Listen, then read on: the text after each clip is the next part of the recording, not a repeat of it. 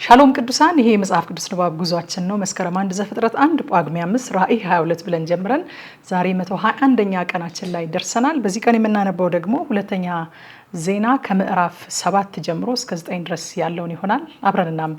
በጌታ በኢየሱስ ስም አነባለሁ። ሁለተኛ ዜና ምዕራፍ 7። ሶሎሞንም ጸሎቱን በፈጸመ ጊዜ እሳት ከሰማይ ወርዶ የሚቃጠለውን መስዋዕትና ሌላ መስዋዕቱን በላ። የእግዚአብሔርም ክብር ቤቱን ሞላ። የእግዚአብሔርም ክብር የእግዚአብሔርን ቤት ሞልቶት ነበርና ካህናቱ ወደ እግዚአብሔር ቤት መግባት አልቻሉም። የእስራኤልም ልጆች ሁሉ እሳቱ ሲወርድ የእግዚአብሔርም ክብር በቤቱ ላይ ሲሆን ያዩ ነበረ። በወለሉም ላይ በግንባራቸው ወደ ምድር ተደፍተው ሰገዱ። እርሱ መልካም ነውና ምሕረቱም ለዘላለም ነውና ብለው እግዚአብሔርን አመሰገኑ። ንጉሱም ሕዝቡም ሁሉ በእግዚአብሔር ፊት መስዋዕትን ያቀርቡ ነበረ። ንጉሱም ሰለሞን 22,000 በሬዎችንና 120,000 በጎች ሰዋ። እንዲሁም ንጉሱና ሕዝቡ ሁሉ የእግዚአብሔርን ቤት ቀደሱ። ካህናቱም በየስርዓታቸው፣ ሌዋውያኑም ደግሞ ምሕረቱ ለዘላለም ነውና እግዚአብሔርን አመስግኑ የሚለውን የዳዊትን መዝሙር እየዘመሩ ንጉሱ ዳዊት እግዚአብሔርን ለማመስገን የሰራውን የእግዚአብሔርን የዜማ ዕቃ ይዘው ቆመው ነበረ። ካህናቱም በፊታቸው መለከት ይነፉ ነበረ። እስራኤልም ሁሉ ቆመው ነበረ። ሶሎሞን በእግዚአብሔር ቤት ፊት የነበረውን የአደባባዩን ውስጥ ቀደሰ። ሰሎሞን የሰራውን የናስ መሰዊያ የሚቃጠለውን መስዋዕትና የእህሉን ቁርባን ስቡንም መያዝ አልቻለምና የሚቃጠለውን መስዋዕትና የደህንነቱን መስዋዕት ስብ በዚያ አቀረበ። ሶሎሞንም ከእርሱም ጋር እጅግ ታላቅ ጉባኤ የሆኑ ከሐማት መግቢያ ጀምሮ እስከ ግብጽ ወንዝ ድረስ ያሉ እስራኤል ሁሉ በዚያን ጊዜ 7 ቀን በዓል አደረጉ። 7 ቀንም መሰዊያውን ቀድሰው 7 ቀንም በዓል አድርገው ነበርና በ8ኛው ቀን የተቀደሰውን ጉባኤ አደረጉ። በ7ኛውም ወር በ23ኛውም ቀን ሕዝቡን ወደ ድንኳናቸው አሰናበተ። እግዚአብሔር ለዳዊትና ለሶሎሞን ለሕዝቡም ለእስራኤል ስላደረገው ቸርነት ደስ ብሏቸው ሐሴትን እያደረጉ ሄዱ። ሶሎሞንም የእግዚአብሔርን ቤትና የንጉሱን ቤት ጨረሰ። በእግዚአብሔር ቤትና በራሱ ቤት ይሰራው ዘንድ በልቡ ያሰበውን ሁሉ አከናወነ። እግዚአብሔርም ለሰሎሞን በሌሊት ተገልጦ እንዲህ አለው፣ ጸሎትህን ሰምቻለሁ። ይህንንም ስፍራ ለራሴ ለመስዋዕት ቤት መርጫለሁ። ዝናብ እንዳይወርድ ሰማያቱን ብዘጋ፣ ወይንም ምድሪቱን ይበላ ዘንድ አንበጣን ባዘው፣ ወይንም በሕዝብ ላይ ቸነፈር ብሰድ፣ በስሜ የተጠሩት ሕዝቤ ሰውነታቸውን አዋርደው ቢጸልዩ፣ ፊቴንም ቢፈልጉ፣ ከክፉ መንገዳቸው ቢመለሱ፣ በሰማይ ሆኜ እሰማለሁ፣ ኃጢአታቸውንም ይቅር እላለሁ፣ ምድራቸውንም እፈውሳለሁ። አሁንም በዚህ ስፍራ ለሚጸለይ ጸሎት ዓይኖቼ ይገለጣሉ፣ ጆሮቼም ያደምጣሉ። አሁንም ስሜ ለዘላለም በዚያ ይኖር ዘንድ ይህንን ቤት መርጫለሁ፣ ቀድሻለሁም። ዓይኖቼና ልቤ ዘወትር በዚያ ይሆናሉ። አንተም ደግሞ አባትህ ዳዊት እንደሄደ በፊቴ ብትሄድ፣ እንዳዘዝኩህም ሁሉ ብታደርግ፣ ሥርዓቴንና ፍርዴንም ብትጠብቅ፣ ከአባትህ ከዳዊት ጋር በእስራኤል ላይ አለቃ የሚሆን ከዘርህ አይታጣም ብዬ ቃል ኪዳን እንዳደረግኩ የመንግስትህን ዙፋን አጸናለሁ።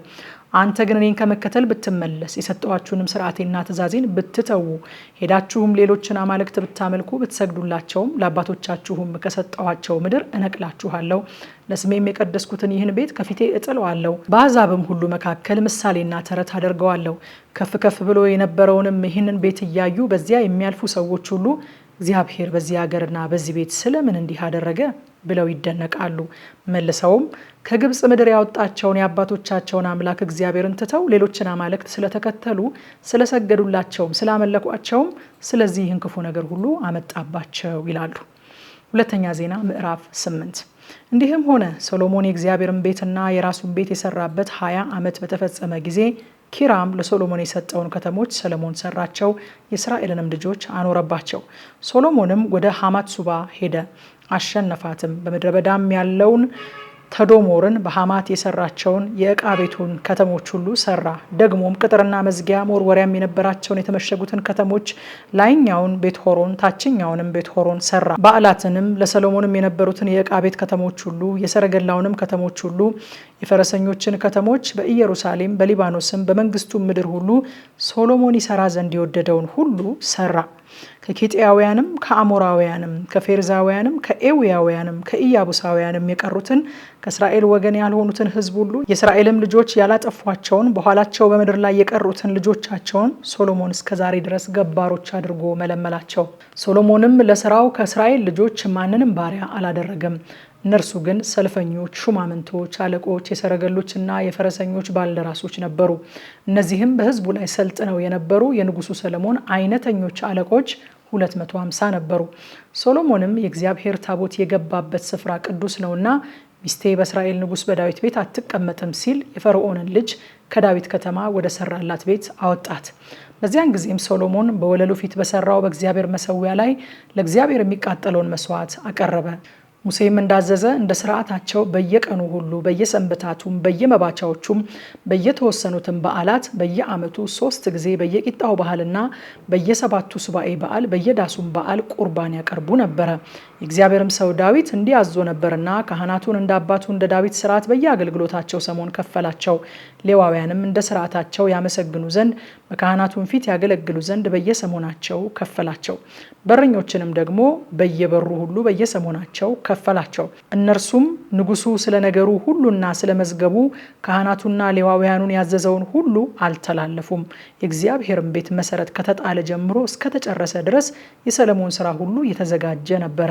የእግዚአብሔርም ቤት ተፈጸመ። ሶሎሞንም የዚያን ጊዜ በኤዶምያስ ምድር በባህር ዳር ወዳሉ ወደ ኤጽዮን ጋብርና ወደ ኤሎት ሄደ።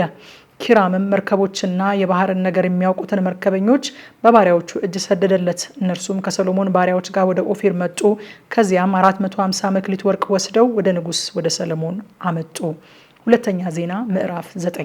የሳባም ንግስት የሰሎሞንን ዝና በሰማች ጊዜ በግመሎች ላይ ሽቱና ብዙ ወርቅ የከበረም እንቁ አስጭና ከታላቅ ጓዝ ጋር ሰሎሞንን በኢየሩሳሌም በእንቆቅልሽ ትፈትነው ዘንድ መጣች። ወደ ሰሎሞንም በገባች ጊዜ በልቧ ያለውን ሁሉ አጫወተችው። ሰሎሞንም የጠየቀችውን ሁሉ ፈታላት። ሰሎሞንም ያልፈታው ስውር ነገር አልነበረም። የሳባም ንግስት የሰሎሞንን ጥበብ፣ ሰርቶትም የነበረውን ቤት፣ የማዕዱንም መብል፣ የብላቴኖቹን አቀማመጥ፣ የሎሌዎቹን አሰራር፣ አለባበሳቸውንም፣ ጠጅ አሳላፊዎቹንም አለባበሳቸውን፣ በእግዚአብሔር ቤት የሚያሳርገውን መስዋዕት ባየች ጊዜ መንፈስ አልቀረላትም። ንጉሱንም አለችው፣ ስለ ነገርህና ስለ ጥበብህ በአገሬ ሳለሁ የሰማሁት ዝና እውነት ነው። እኔ ግን መጥቼ በዓይኔ እስካየው ድረስ የነገሩኝን አላመንኩም። እነሆ የጥበብህን ታላቅነት እኩሌታ አልነገሩኝም። ከሰማሁት ዝና ትበልጣለህ። በፊትህ ሁልጊዜ የሚቆሙ ጥበብህን የሚሰሙ ሰዎችህና እነዚህ ባሪያዎችህ ምስጉኖች ናቸው። በአምላክህ በእግዚአብሔር ፊት ንጉሥ እንድትሆን በዙፋኑ ላይ ያስቀምጥህ ዘንድ የወደደህ አምላክህ እግዚአብሔር ብሩክ ይሁን። አምላክህ እስራኤልን ለዘላለም ያጸናቸው ዘንድ ወዷቸዋልና ስለዚህ ፍርድንና ጽድቅን ታደርግ ዘንድ በላያቸው አነገሰህ። ለንጉሱም 120 መክሊት ወርቅ እጅግም ብዙ ሽቱ የከበረ እንቁ ሰጠችው። የሳባም ንግስት ለንጉሱ ለሶሎሞን እንደሰጠችው ያለ ሽቱ ከቶ አልነበረም። ከኦፊርም ወርቅ ያመጡ የኪራም ባሪያዎችና የሶሎሞን ባሪያዎች የሰንደል እንጨትና የከበረ እንቁ ደግሞ አመጡ። ንጉሱም ከሰንደሉ እንጨት ለእግዚአብሔር ቤትና ለንጉሱ ቤት ደርብ ለመዘምራኑም መሰንቆና በገና አደረገ። እንደዚህም ያለ በይሁዳ ምድር ከቶ አልታየም ነበረ። የሳባ ንግስት ወደ ንጉሱ ካመጣችው የሚበልጥ ንጉሱ ሰለሞን የወደደችውን ሁሉ ከእርሱም የለመነችውን ሁሉ ሰጣት። እርሷም ተመልሳ ከባሪያዎቿ ጋር ወደ ምድሯ ሄደች።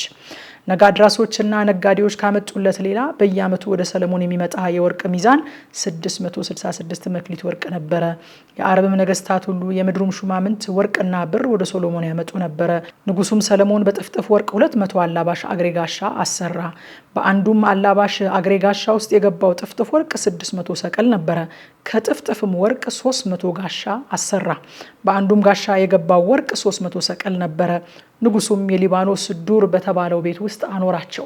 ንጉሱም ደግሞ ከዝሆን ጥርስ ታላቅ ዙፋን አሰራ፣ በጥሩ ወርቅም ለበጠው። ከዙፋኑም ጋር ተጋጥመው ወደ ዙፋኑ የሚያስኬዱ 6 እርከኖች ነበሩ። የወርቅ ብርኩማም ነበረ። በዚያና በዚህም በመቀመጫው አጠገብ 2 የክንድ መደገፊያዎች ነበሩበት። በመደገፊያዎቹም አጠገብ 2 አንበሶች ቆመው ነበረ።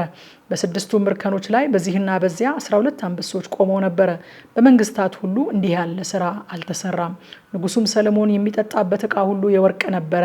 የሊባኖስ ዱር በተባለውም ቤቱ የነበረው ዕቃ ሁሉ ጥሩ ወርቅ ነበረ። በሶሎሞን ዘመን ብር ከቶ አይቆጠርም ነበረ። ለንጉሱም ከኪራም ባሪያዎች ጋር ወደ ተርሴስ የሚሄዱ መርከቦች ነበሩት። በ3 ዓመትም አንድ ጊዜ የተርሴስ መርከቦች ወርቅና ብር፣ የዝሆንም ጥርስ፣ ዝንጀሮና ዝንጉርጉር ወፍም ይዘው ይመጡ ነበረ። ንጉሱም ሰለሞን ከምድር ነገስታት ሁሉ በባለጠግነትና በጥበብ በለጠ። የምድርም ነገስታት ሁሉ እግዚአብሔር በልቡ ያኖረውን ጥበቡን ይሰሙ ዘንድ የሰለሞንን ፊት ሊያዩ ይመኙ ነበረ። እያንዳንዱም ገጸ በረከቱን፣ የወርቅና የብርን ዕቃ፣ ልብስንና የጦር መሳሪያን፣ ሽቱውንም፣ ፈረሶችንና በቅሎችን እየያዘ በየዓመቱ ያመጣ ነበረ።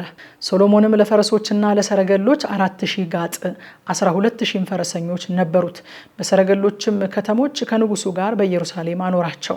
ከኤፍራጥስም ወንዝ ጀምሮ እስከ ፍልስጤም ምድርና እስከ ግብጽ ዳርቻ ድረስ ባሉ ነገስታት ሁሉ ላይ ነገሰ። ንጉሱም ብሩን በኢየሩሳሌም እንደ ድንጋይ እንዲበዛ አደረገው። የዝግባውንም እንጨት ብዛት በቆላ እንደሚበቅል ሾላ አደረገው።